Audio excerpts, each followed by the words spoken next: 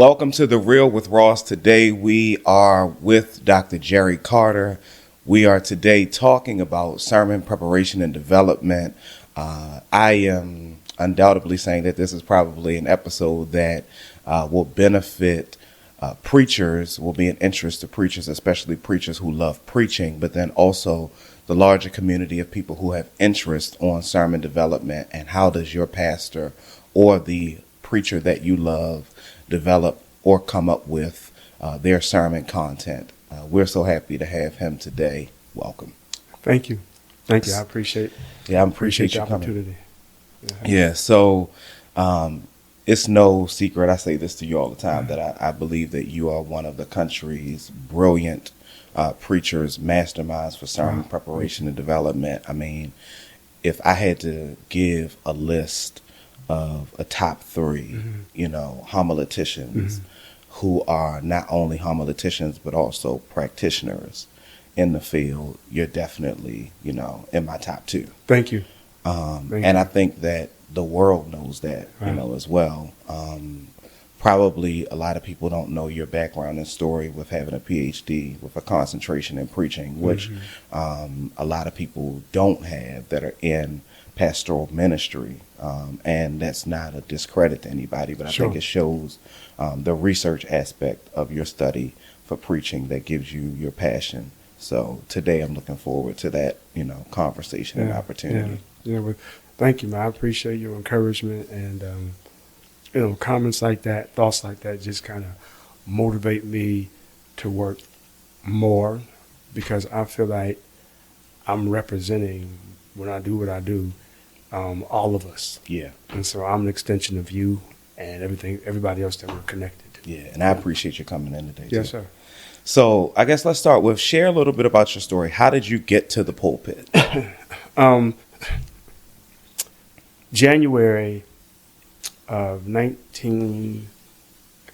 getting older, I get these years right, 1983 is when I experienced a call to ministry. My dad was a pastor. My mom was in the choir and all that kind of stuff. So I was very much exposed to church life prior to that. And, I appreciate church life, but I never wanted to be a preacher. Because I saw some of the behind-the-scenes stuff that my dad went through, and I didn't want to be bothered with that. So my aim was to go to college, play football, had a couple small offers, and go into law. That was it. January 1983, the first week of January, my church in Columbus was having a New Year's revival that my dad, my pastor, was preaching himself. He was preaching about the marks of a Christian, I believe, from Galatians maybe 5 or 6. Paul says, I bear my body the marks of the Lord Jesus. And I was also the drummer, the church drummer. Okay. They teased me for being a little drummer boy. but I was the church drummer. So the choir finished singing. My dad was preaching.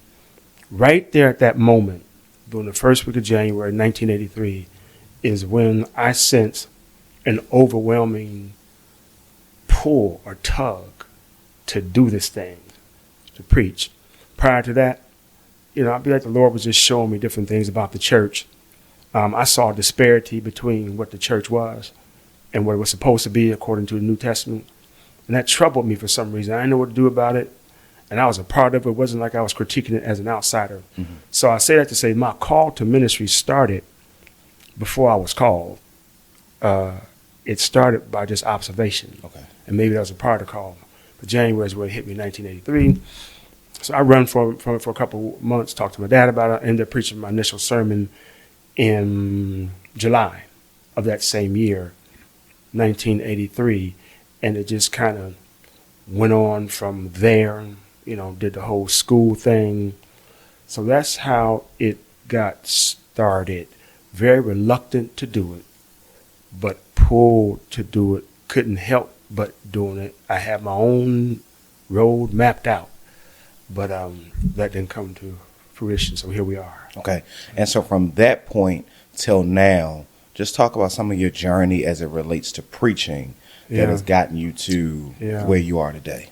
One of the big factors in my development was how my father, and I keep referring to him because he was very instrumental in my shaping and formation. So, 1983, I had that summer, I preached the initial sermon. I had graduated from high school in June, and on my way to a small liberal arts school, Denison University in Granville, Ohio. But one of the things my dad exposed me to was the National Baptist Congress in June. Okay. So, at the National Baptist Congress, and here I am, I'm fresh, man. My only exposure to preaching was hearing my pastor, and then I would sneak and listen to some of his records that he had back then. You know, we had the albums, we had the records, and but that was my exposure to preaching. But when I went to National Baptist Congress, I got a chance to hear the likes of Caesar Clark in the morning, Manuel Scott Sr., A. Lewis Patterson. Then I hear Manuel Scott again in the afternoon. In between there would be sprinkled with a little bit of E.V. Hill, Frederick Sampson, then later on Matt King Carter, Bill Shaw. And then at night, I would go to late night. Okay. And you know, late night is when I would get the Jasper Williams and the Frank Rays, and back then the Paul Morton, on and on and on. So that was big in the shaping of my initial kind of thoughts about preaching and homiletic, because a lot of those guys influence who I was. You know, at that point, you're trying to find your own voice. So once I started hearing them, on some Sundays I was A. Lewis Patterson. Some Sundays I was Manuel Scott Sr. And then some Sundays I was Fred Sampson, because those guys had such a big impact on me that I thought the best way to honor them was to try to duplicate what they did. So that was big for me, because I found out that when I tried to be them, I failed. You know, it really wasn't working. But I did learn how to be influenced by a preacher without necessarily duplicating them, and beginning to find my own voice. That started in college. That was my college year, just trying to find my own voice. So that was big in my development. And then from there, I went on to Princeton Seminary. When I went to Princeton Seminary, that's when I was exposed. I came east. So I was exposed to the likes of Sam Proctor, Gardner Taylor, and Bill Jones. And yeah, most of these are male preachers, because at that time, that's what I was really exposed to. Miles Jones.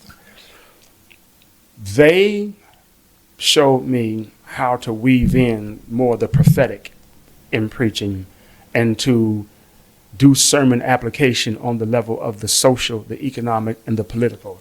I really wasn't getting that so much in the Midwest. It's amazing to me. I learned then how preaching and preaching emphases can be shaped by regions. By where you are. One thing's happening on the West Coast, something's happening else. Texas has its own thing, and then down south have their own thing. Midwest, where I'm from, and then East Coast was a totally different kind of emphasis. So that was the second thing that was big in my development, is coming here and being exposed to those guys. And then in the midst of that, coming to Princeton Seminary and learning some nuances concerning exegesis and interpretation. Princeton was big on that in those days. So that was helpful in my development as well. Now, the other thing I would say in addition to all that is, while in seminary, I worked at Shiloh Baptist Church in Elizabeth under Pastor David Jefferson. And so I got exposed like I never did to like more urban ministry, and just seeing the plight of young people there. I was youth minister there. And in Columbus, Ohio, where I'm from, I got a little bit of that, but it was a concentrated form once I came here. That began to influence my preaching, because I saw how systemic kind of issues was impacting black families. So all of that went in everything I mentioned, from the old days at the National Baptist Congress, which kind of, for me, and the one thing I failed to mention, which was probably most critical, is being there and listening to the likes of A. Lewis Patterson really pushed me to be an expositor in preaching. I don't know what I do in preaching, but that's probably closest to describing what I do is exposition, classical exposition. I got that from there.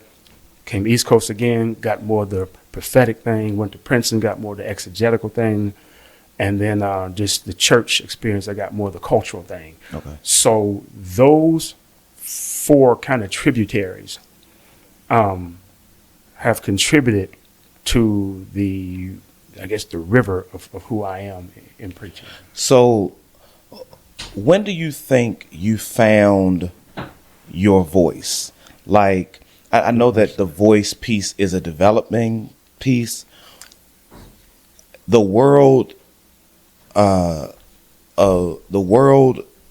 people that know Jerry Carter now for your style of preaching, when did that style become you? I would say, let me see, I've been preaching for 40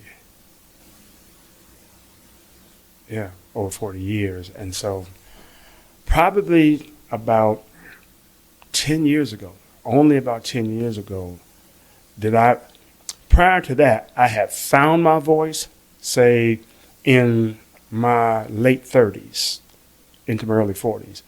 But I wasn't confident in my voice. One of the hardest things to do, as a preacher is to just share vulnerabilities. But honestly, I really had an issue with being comfortable with who I am because I always felt like I wasn't enough. I didn't measure up to who this person was. And as you know, preaching and pastoring can be very egocentric and quietly egocentric, because when I say egocentric, I don't simply mean arrogant, but I mean centered on the I, the ego. And that can go one of two ways. That can go a positive way or negative way, or it can go the way of arrogance, or it can go the way of sheepishness, where you're not really comfortable and you have low self-esteem. So I kind of fluctuated between the two and sought affirmation during those late 30s and early 40s years to become comfortable. So something happened around age 45, 46.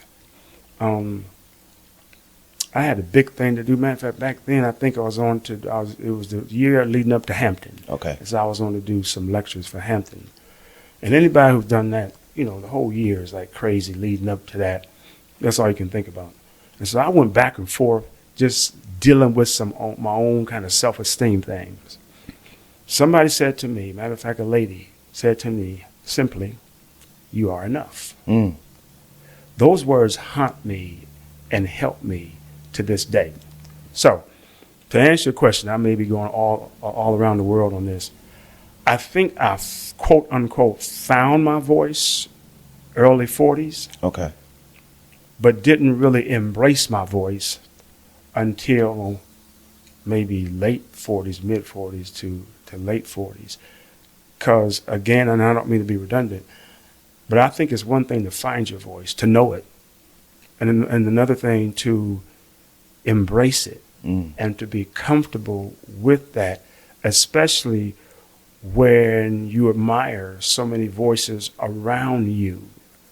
And sometimes you want that to be your voice. Well, I have some really good friends, and they are some of the better preachers in this country, and you will know a few of them. And from during those 40s, you go back and forth, and you wonder, wow, man, I wonder if I could do it like that, if I could do it like that, if I could do it like that. But I just learned how to embrace my own contribution and to Dr. A. Lewis Patterson, I remember him saying some years ago, to specialize till you become special. Mm. You know, whatever you do, specialize at that. And I also heard Dr. Ralph West say that maybe just a couple years ago, that if you are a textual preacher, be the best at that. If you're topical, be the best at that. If you're more leaning toward the prophetic, be the best at that. Expositor, be the best at that.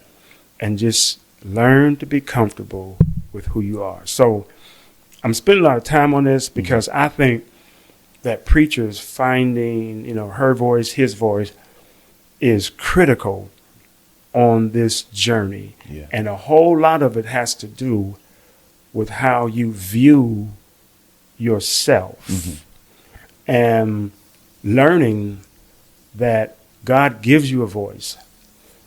And when you yield to the Spirit kind of releases what God has put. The Holy Spirit will do one or two things for a preacher. Release what's in you or compensate for what you don't have. Wow. One or the other. That's great. That's what I really believe. There's some things that are native to us as preachers and some things that are deficient. The Holy Spirit works with both what I possess and what I'm deficient in and releases it. Yeah. It's interesting. I mean, just as kind of a segue, and I know your answer probably will be no. Could you imagine that when you were modeling your ministry and preaching after people, that later on down the line, people will be modeling their ministry and preaching after you? No, that's strange, man. I remember a couple of weeks ago, I just preached for the EK Bailey conference. I used to go to that conference, sit in the back. I was young, and never feel like and this may be my own stuff, just kind of measured up to these guys. I would sit in the back and just maintain my anonymity. I did that for several years. I don't know when the transition happened, when kind of God started opening these doors to do this kind of stuff. So no, I could never imagine that, because I always had my heroes and guys I kind of, and some sisters who I began to admire, and but no, could never imagine that. It doesn't. It feels good. It's encouraging, and yes, like I said, preaching is egocentric, so it is sometimes ego gratifying, to be honest. But more than anything, it makes me feel responsible. Dr. Joe Gregory said that preachers are a part of a line of a history of interpreters, that none of us are these lone ranger, maverick guys or girls who are out there doing their own thing. We are a part of a legacy. And so I'm just trying to do my part to carry that torch. There are guys and sisters like yourself who are doing the thing and want to pass it on and make sure that it continues. So I never see myself as standing out. I never want to do anything to intentionally stand out. I just want to be a part of this thing called preaching. And the reason why is because, and I'm probably giving you more than what you asked for, but I really believe that the gospel is the key to changing society. No, for real. Yeah. I really believe that. I mean, and I think it's possible for preachers to preach and not really believe that, because we admire preaching. We like to do it. Yeah. I remember Dr. Matt King Carter said to me that some preachers are more interested in sermonizing than they are in declaring the kerygma. Wow. Really. And I didn't want to be that person who was just an admirer of good preaching and just go and feed off of, hey, Doc, man, you killed that thing today. Boy, you had that house and all that. That's cool. I mean, that's just how we talk. But more than that, I believe that the gospel is the power of God unto salvation. And unto means the link to it. Mm-hmm. Unto means this is the bridge that gets you there. I truly believe that now. Yeah. And I couldn't say I always did. I love preaching. I love the Lord and all that. Love the church. But when I look around and I see how politics has its defects and deficiencies, education, business, technology, as helpful and as necessary, as indispensable as all those things are, I don't believe that the answer, psychology, the answer to the human dilemma is in those things. Mm-hmm. I believe in this gospel thing. So therefore, try to take it as seriously as possible. Yeah. And as I said, maintain my position as of being a part of this torch carrying legacy. Yeah. So before we get into like your sermon development process and how those things kind of play out in how you do your thing, Mm-hmm. you did Ph.D. work in homiletics with an emphasis on Dr. Gardner Taylor. Sure. Talk about how your lens on preaching was impacted by your doctoral work. I think most fundamentally is my doctoral work was more about learning how to study and research than it was about giving me knowledge. Mm. So it showed me what to look for in certain resources, where to find them, and how to be as efficient as possible in sermon preparation, lesson preparation for Bible study, not to take shortcuts, but to be efficient. Because when you're in that PhD program, you don't have a lot of time to get everything done, and you need to be able to read 100 pages in a certain amount of time, so you learn how to do it. Yeah. So I think on a fundamental level, it taught me how to study. Now, on more of a practical level, studying homiletics. See, I went to Drew University for the PhD. They didn't have a homiletics concentration. Okay. So I had to locate in liturgical studies, and within that, shape my own program around homiletics. Mm-hmm. So there was a big emphasis there on preaching being a part of the liturgy and not some set-aside thing that's most important, that's more important than anything else in the worship experience. Feel about that however you may, but that was the emphasis in my program. Now, studying Gardner Taylor for my dissertation just impacted my theology of preaching. I think that your theology of preaching affects your methodology. Yeah. Right? So whatever your thoughts are about. So from that whole experience, from that doctoral work, I kind of focused on the fact that preaching was worship. It was an offering of worship. Every time I write a sermon, the last thing I do before I go out to preach it to the people is I offer to God. Mm. This is an offering of sacrifice of worship that I give you. Mm. And that makes God my first and primary audience. Mm. What that does is helps me to never take the sermon for granted or the people. Mm. Whether I'm coming to preach to 10 people or 3,000 at a conference. Mm-hmm. I don't focus on the people being my first audience. Yeah. Yeah. I offer this to God as,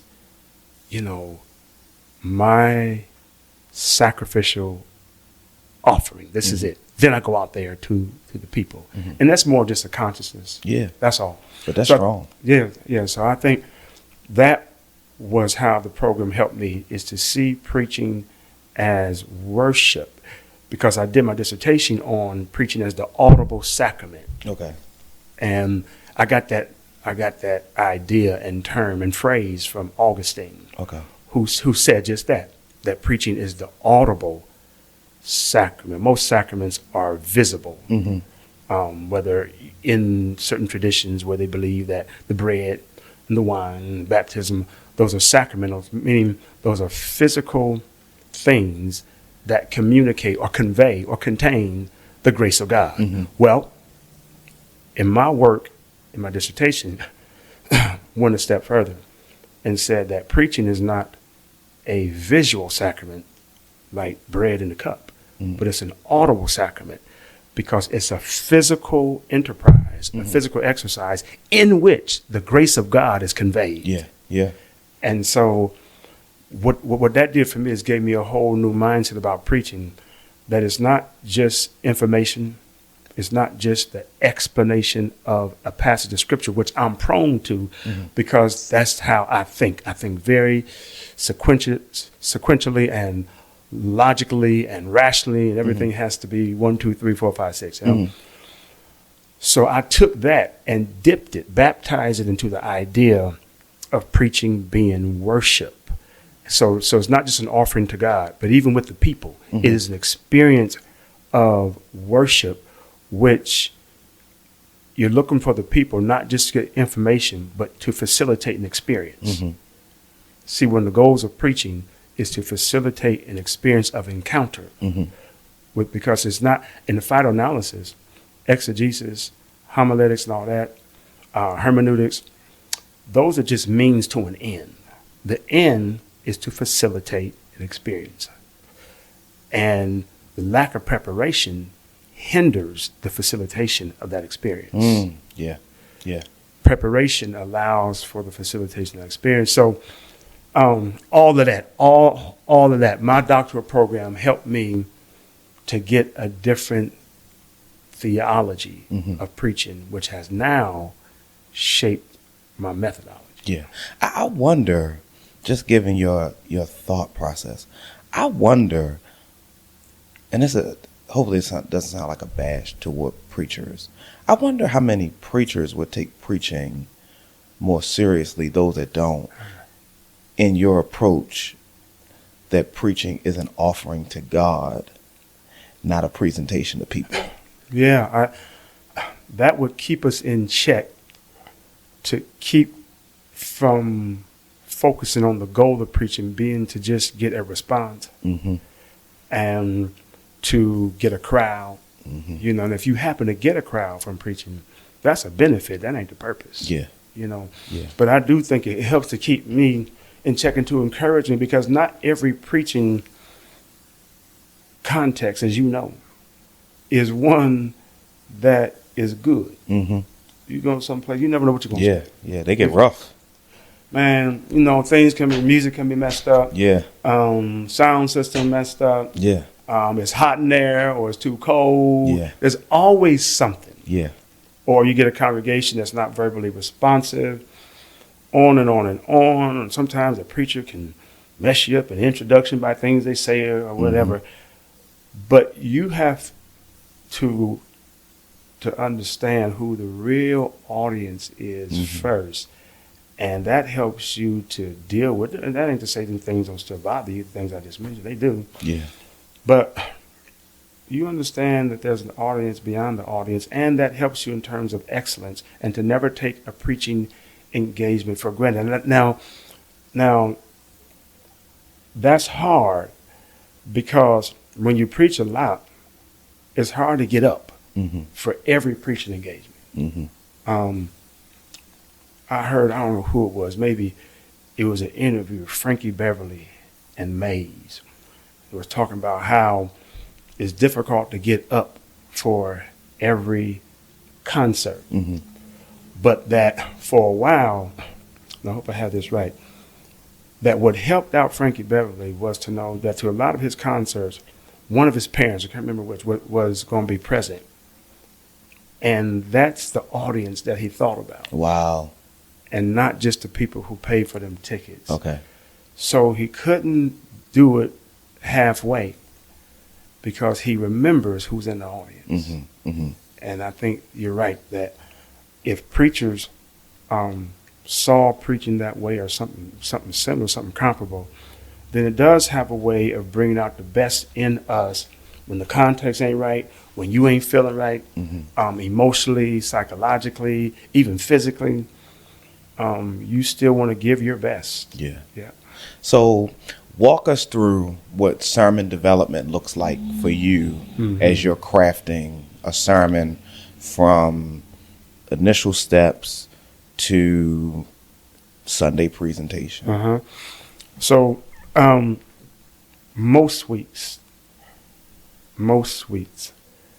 I keep saying most weeks because, as you know, Yeah, there's all always weeks are something different. Yeah. that pops. So it's hard to talk about a typical week, but putting that out there, most weeks I'm in a sermon series for most of the year, so I don't have to guess from week to week where I'm going. But no matter what, whether it's a series or not a series, the preparation process is similar. So for me, it starts off obviously with the reading of the passage in maybe, maybe 3 or 4 different translations. Starts off with that. As I'm reading, I am, in the words of Gardner Taylor, kind of brooding over, as only he could say it, brooding over the passage, just kind of brooding over it, praying at the same time that something would jump out at me that would be an effective angle here or a big idea. So that's the first thing I look for. So I go from reading, that probably happens on a Tuesday or Wednesday. As I'm reading, the idea is starting to percolate. So I will try to write down the thought or the thesis in one sentence. If I can't do that, then I haven't done what I'm supposed to do. So not in 2 sentences, but in 1 sentence. I put down what the thought or what the big idea is. Now, pause and don't forget where you were going.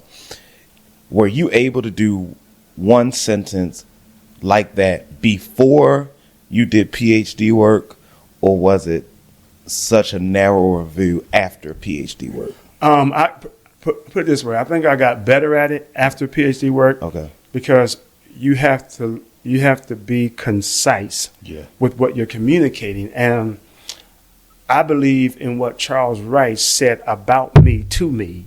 He said you're really effective with an economy of words.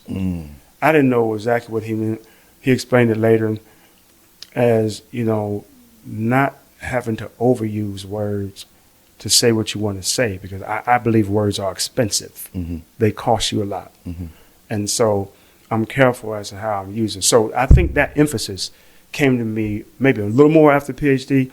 But even before that, I tried to put that sermon down in a big idea. Okay. So there's reading the passages. There's the big idea. From the big idea, I start working on structure. That probably happens Thursday.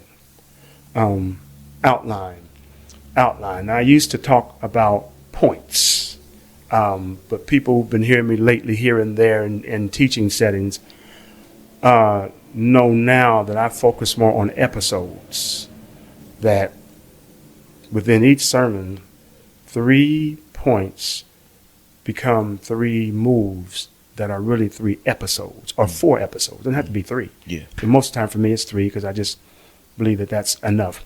And so structure is important for me, so I make sure I have an outline that I put episode 1, episode 2, episode 3, and those become the body of the sermon, that outline. So I do that on Thursday. Bam, bam, bam, bam, bam. Also on Thursday, I start reading commentaries. I do believe in commentaries. I don't, copy word for word from commentaries, but they help to trigger thoughts. And sometimes you read commentaries and they will be just as dry and don't say anything. But one little line, one word. So I'll do that, and I'll do some word studies on Thursdays as well. So I'm jotting all those notes down. Outline. I got the structure written down. I got my notes. Friday is when I try to compose it. I write out the full manuscript, which is the hardest part. Okay. I can't stand Friday mornings. I mean, sitting down and writing out that full manuscript is tough. But once I'm done, I feel like it's party time. Then, once I'm done, I just feel free. Matter of fact, that Friday morning is the hardest morning of the week. Mm-hmm. Sunday morning, once you get up, as that's probably the easiest part. Friday, I do that, and then I will go back at it Saturday morning, just a little bit, not a lot, because I preach without a manuscript. Mm-hmm. So because I preach without a manuscript, I got to start internalizing the sermon Saturday morning. Mm-hmm. I'll do that. Then Sunday morning, I will, and this is literally how it goes. Sunday morning, I get up around 6 or 7, especially now. We've had one service since COVID, so that's been like vacation. Mm-hmm. I get up and I can read through it one more time. Then after I read through it, that'll be the second time. The first time was Saturday. Second time Sunday morning. Then I'll walk. I'll walk somewhere. I'll walk. I don't care how cold it is. I'll walk. As I'm walking, I will run through the sermon in my head to make sure, because I'm too old to try to memorize all that stuff now. So I've moved from memorization to internalization and incarnation, trying to incarnate literally the word. So I know where I'm moving from paragraph to paragraph, even if I don't know line by line. Mm-hmm. I at least know paragraph by paragraph. So in that walking, thinking stage and running through the message, I will also take note of what I missed, because I know I missed something, because I'm aware I had 3 paragraphs on this page, but I can only remember 2. Okay. So I'll go back to final time at around 8:30 or 9 o'clock. Church is at 10, and I read through it one more time, and that's it. I marveled at you. It may have been the first or second time, or when I started paying attention to how people approach preaching a little more. Uh-huh. We were at Mount Arad Uh-huh. that year a year for the revival. And I watched you read your whole manuscript before you got up to preach. Right. As I'm sitting Close the iPad and go to the pulpit with nothing. there. And watched how you memorize or even continue to, give and that fuel. That's just the way I found myself and my voice. Mm-hmm. The first revival I preached was for Pastor Percy Carter, no relation, at Hozak Street Baptist Church in Columbus, Ohio. I'm in college. And I'm preaching something. And I had these 3x5 cards. And I'm looking up and down. He said to me, you really need to work on preaching on the manuscript because you seem real comfortable with just the eye contact thing. So develop that over the years, and now it's just become what I'm comfortable with. Now, when you preach out the manuscript, there's some guys who do a master, like my friend Dr. Curtis, was wonderful with the manuscript, as well as some others. But when you preach with a manuscript, there's pros and cons both ways. Yeah. One of the pros of preaching with a manuscript is that you get all that wording, you don't miss your quotes and all that, and everything you wrote, you're able to say it. Mm-hmm. Sometimes when you preach without a manuscript, you'll sit down and remember, oh man, I missed this line, I missed that line. But as Dr. Gary Simpson once said to me and to a class, he said, what you sacrifice in content, you make up for with contact. Okay.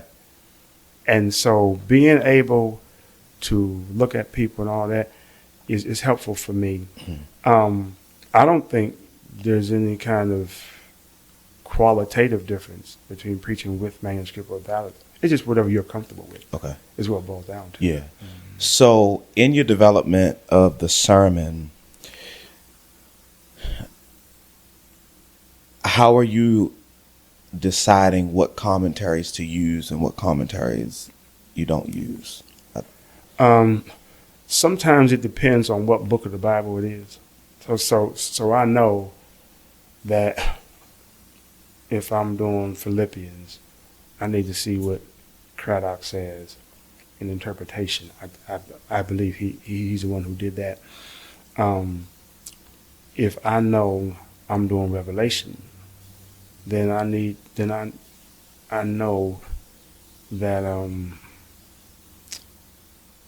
Eugene Peterson has done some good work on that.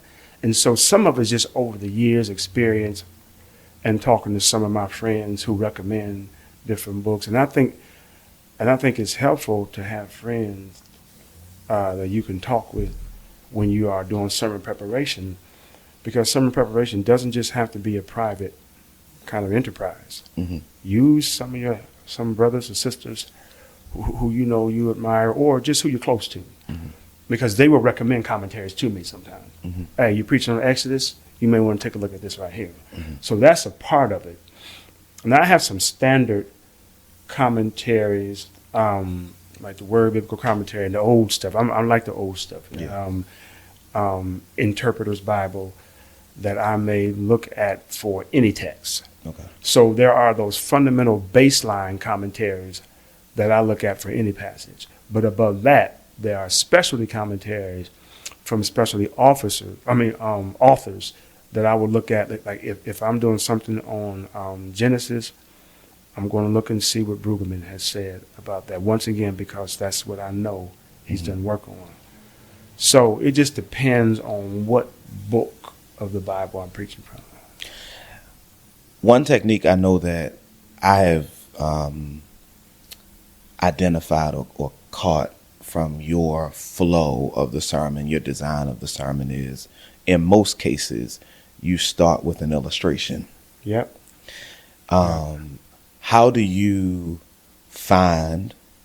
select illustrative material for the sermon? Good question.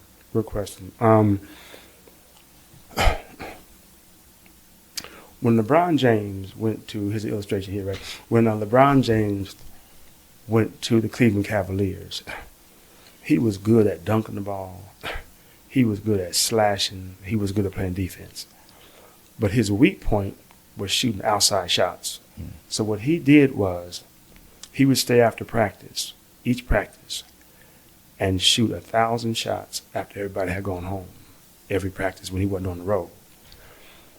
And so I learned to work on weaknesses, and that was a real weakness for me, was illustration. You know, I just believe in straight exposition, but illustrations help to add some ham hocks to the greens. You know, you can have straight greens. I like to eat, so I'll use a lot of food illustrations. You can have greens, and you know they are good for you and all that, but you need some ham hock in there. Just I still believe in ham hock, pig, and I know y'all like smoked turkey and all that. But so I think that I learned. So to answer your question, it was a deficiency. So I had to start working on it intentionally. Okay. You know, I have some good friends. My friend Fred Fairley is just incredible at illustration. So I started talking to him. Okay. Again, I don't believe in recreating the wheel if people around me are doing this thing. Hey, where are you getting illustration? What are you doing? So I get illustrations from reading. Try to read a wide variety of things. I'm reading right now on the speeches Winston Churchill gave during World War II. Okay. Stuff like that. I get illustrations. That's a source of illustrations. A second source of illustrations is just observation. It's just watching people. A third source of illustration is just, for me, is paying attention to nature. I get a lot of illustrations from nature, just watching, just looking. And what I do is on my phone, in my notes thing, once a week at least, twice a week, I'll try to jot down an illustration. So in my phone right now, I got stuff that I'm waiting to use. You know, I heard something not too long ago about the latest horse to win the Triple Crown. What was his name? I can't remember his name. But this horse had trouble racing, and you know, was gifted, was fast, but when it got in front of the people and the crowd, would just freeze up because it couldn't. Well, the owner of the horse, the trainer, found out had trouble with the noise. So what they did was went to Walmart and got $5 earplugs, put it in the horse's ears so it would block out the crowd. Wow. And focus on running the race. And ended up winning millions of dollars because of a $5 investment. Wow. So when I hear that on TV or whatever, Yeah. I jot that down. So that's another source. It's just daily observation, news, whatever. And then sometimes, honestly, Google is a source of illustrations. I don't do that all the time, but enough times where I think that's helpful. Yeah. If I put in a sermon subject or whatever, I'll just put that in there and stuff will start popping up. So those are various sources of illustrations. Yeah. I heard Dr. Joe Gregory do a lecture on illustrative material, and he talked about how preachers need to do a better job in illustrations, with illustrations, I should say, in cataloging material. Yeah. That we hear stuff and we don't jot it down. So you really help with that. And you end up forgetting. Yeah. Yeah. You end up forgetting. I mean, just stuff you hear, stuff you see while you're traveling, just take note of it. And it's really about, see, and I don't want to be obsessed with this, but there's a difference between preparing to preach and preparing for preaching. Preparing to preach means you are working on a specific sermon for Sunday. Yeah. Or for Wednesday, whenever. Preparing for preaching is a 24/7 task where you are in that mode all the time. You're at a restaurant. You know, it's not to say you don't take mental breaks. That's not what I'm saying. But for the most part, if you're going to excel at this thing, you got to be committed to it 24/7, so that you don't view everything like everybody else. You're looking at stuff with a homiletical eye. Everything from a squirrel eating a nut in the grass to this whole political upheaval that we're in right now with, President Biden stepping out of the race. Everything you look at with a homiletical eye. And I think it takes a while to develop that. But once you do that, then illustrations, anecdotes, images just start coming to you, maybe one a day. Yeah. Yeah. Yeah. Joe Gregory said in that lecture that preachers should see illustrations as the windows that people who are outside of the text look into the text through. Exactly. Now, you want to make sure you don't overdo it, because you don't want a house with too many windows. Yeah. Yeah. You want to have enough windows. So what do you think for a sermon, if you're developing, do you have a number of illustrations you normally hit? Great question. I think that I try to operate by the old kind of unwritten rule, is to have one illustration per move. Okay. Well, that don't work every Sunday. Yeah. Okay.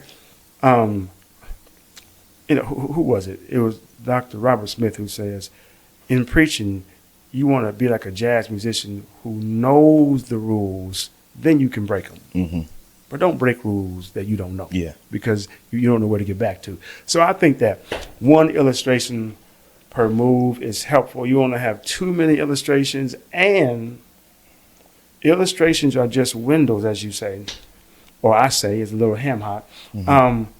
You don't want to have too much ham hock in the greens. Yeah. Because you don't have greens. Right. So preaching, and I've heard it, whatever, where preachers exegete illustrations for 10 minutes in a sermon, and maybe give 6 or 7 minutes to exegeting the passage.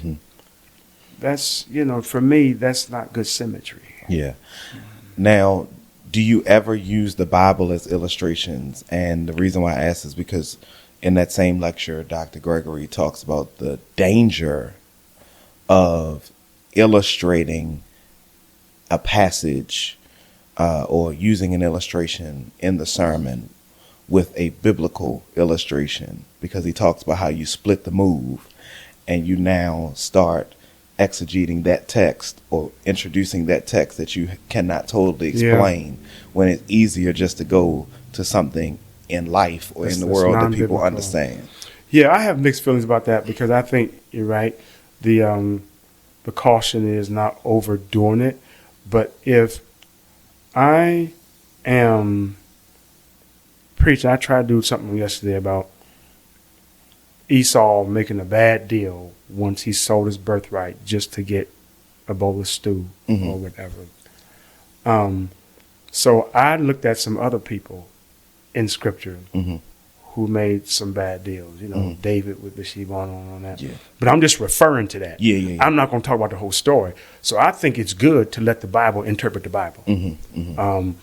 But as long as you don't end up preaching 2 or 3 sermons because you're investing too much time in that reference and that reference, again, those are just stops along the way. Yeah. But you don't want to stay there. Yeah. Now, in that move, was it more of a run? You just ran through? Yes, exactly. About 4 or 5 people or persons in Scripture who just gave up too much and got too little in return.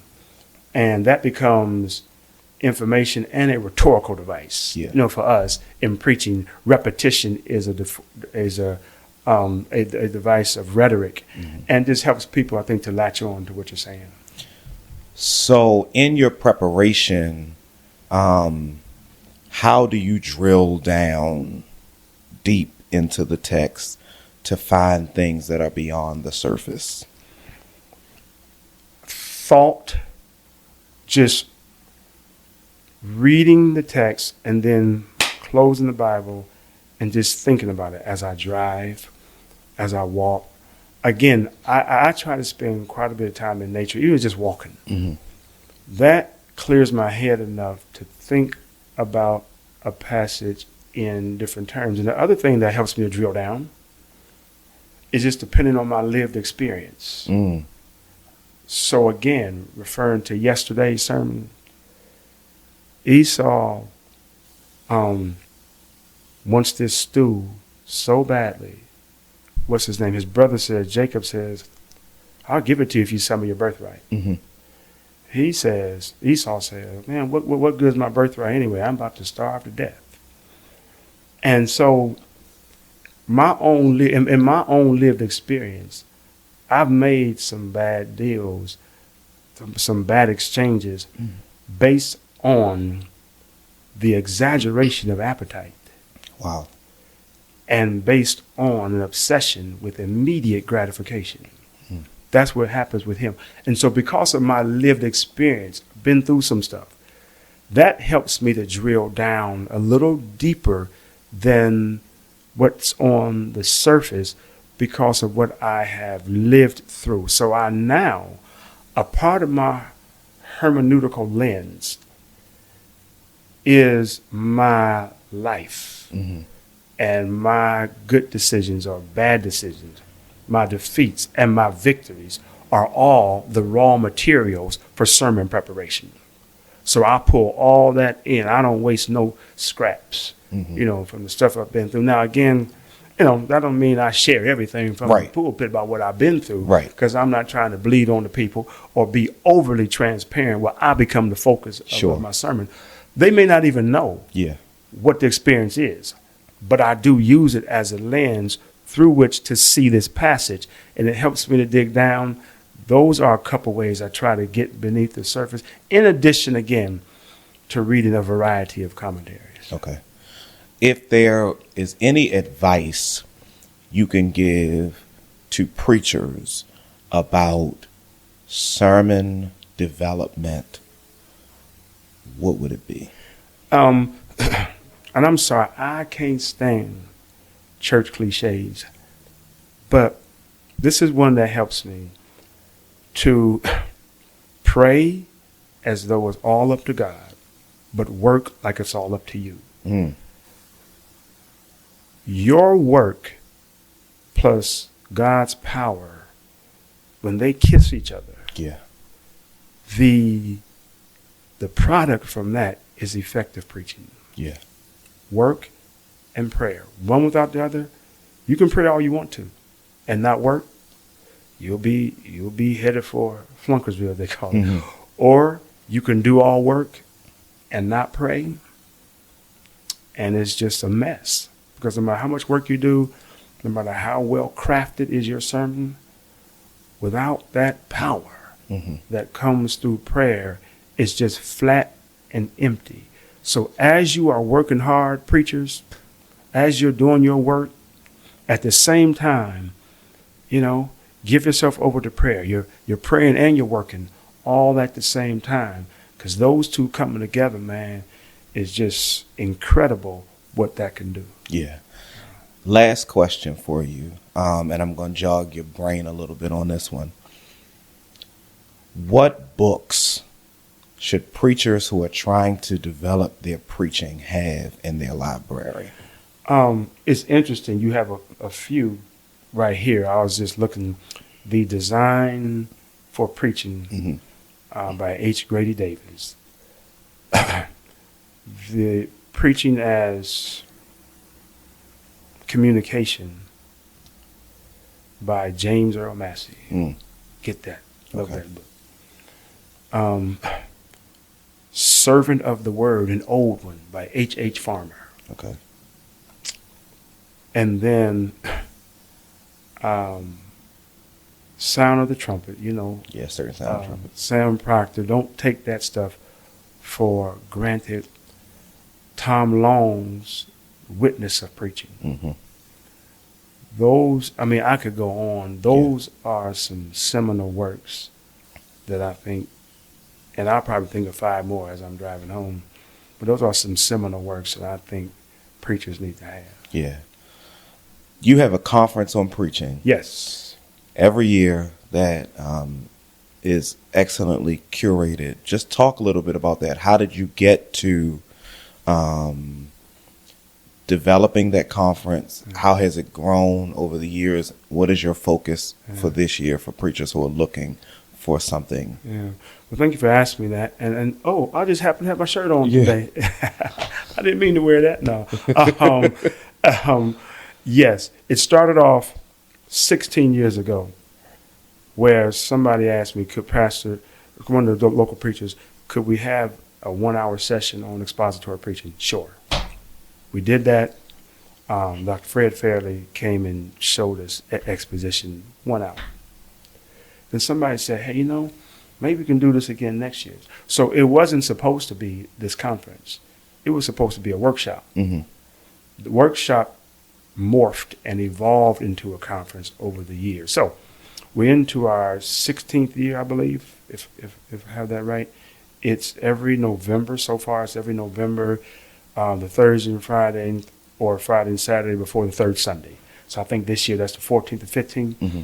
Thursday and Friday. Our aim, our mission statement is to impact preachers that impact churches that impact the world. Wow. We impact preachers that impact churches that impact the world. This year's emphasis is going to be on, every year we have a different thematic thrust. This year's focus is going to be on developing the preacher, not the sermon, but who are you as preacher? Spending time with developing you, knowing you, self-awareness, because who you are as a preacher is going to impact what you do in preaching. Yeah. So knowing who you are, knowing what your weaknesses are, your strengths, and learning to mature as a person, because I have learned from personal experience and observation that it's possible to grow in your gift while staying little as a person. Because the crowd and our peers celebrate gift. Mm-hmm. We don't really celebrate character unless something bad happens. Right. And so what we want to emphasize is how there should be some correlation between the growth in your gift and the growth in your character. Mm-hmm. So that's the emphasis this year. Registration, we're just a little bit behind with registration. Maybe we're a month behind. So that means we should have been doing it back in June. But registration will be open within the next few days. Okay. So, yeah. Okay, perfect. Who do you have coming this year? We have Dr. Frank Thomas, Dr. Shalita Famby, Dr. Rudy McKissick, and Dr. John Guns. It's gonna be a rich time. Our conference, we try to make a combination of scholarship and practicality, so kind of bring those together. So we're looking forward to it in November. Okay, great. And we'll make sure we put the information for the website and everything on Thank there. you. Thanks. Thank you. I appreciate you sharing. Yes, so I appreciate the And, opportunity just to chat. Yeah, and so I do this with everybody. One last thing, look into your camera and just give preachers something to leave with. Listen, as I said in the beginning, I believe in the gospel. Just believe in what you do. Believe in what you do. It is, I believe, the key to answering society's ills. Preach it that way and make it an offering to God as worship. Thank you. Dr. Jerry Carter, thank you so much. Real with Ross and ministry leaders. Candid conversation for spiritual teachers. The Real with Ross and ministry leaders. Candid conversation for spiritual teachers. The Real with Ross and ministry leaders. Candid conversation for spiritual teachers. The Real with Ross and ministry leaders. Candid conversation for spiritual teachers. The Real with Ross now. Do-do-do-do-do-do. The Real with Ross now. Do-do-do-do-do-do. The Real with Ross now. Do-do-do-do-do-do. The Real with Ross now. Real and raw conversation.